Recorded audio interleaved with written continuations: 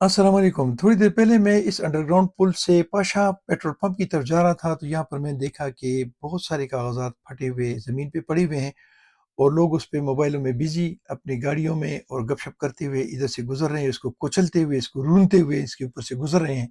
और ये एहसास तक नहीं कि इसमें अल्लाह ताला का इसमें पाक होगा या रसूलुल्लाह सल्लल्लाहु अलैहि वसल्लम का नाम मुबारक होगा या इसमें कुरानी आयात हो सकते हैं या इसमें कोई और मुक़द्दस औराक हो सकते हैं।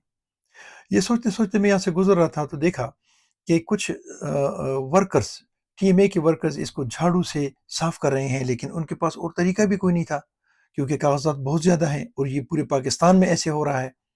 तो सोच ये रहा था और इस सोचते मैं कहीं बैठा हुआ तो इतने में ज़लज़ले का शदीद झटका महसूस हुआ और मुझे ये एहसास हुआ कि या रब्बुल आलमीन, ये मामले तो माफ़ियों से, इस्तिग़फ़ारों से नहीं होने वाले।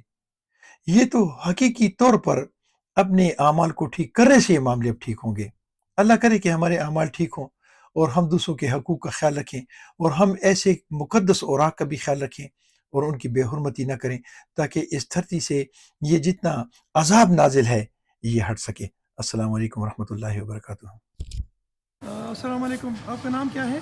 जमील नाम है सर। जमील, आप ये जब ये कहा सफाई करते हैं जी तो आपका क्या ख्याल है, इसमें अल्लाह ताला के नाम या रसूलुल्लाह सल्लल्लाहु अलैहि वसल्लम के नाम मुबारक नहीं होंगे? होंगे सर, क्यों नहीं होंगे। तो ये सारे स्कूलों के सामने इस तरह होता है, जी सर, तो आप झाड़ू फेर देते हैं? फेर देते हैं, क्या करें, मजबूरी है फिर। अच्छा, तो आप क्या जी। कहते हैं कि हमारे बच्चों को ऐसा करना चाहिए? नहीं जी, आप कितने पढ़े हुए हैं, मैं बिल्कुल अनपढ़ हूँ। लेकिन फिर भी आपका ज़हन काम कर रहे हैं कि इस ज़हन तरह नहीं काम होना करे। चाहिए। बिल्कुल, क्यों थैंक नहीं। यू जी। आप कमेटी के हैं? जी, कमेटी है। ठीक है जी, ठीक है।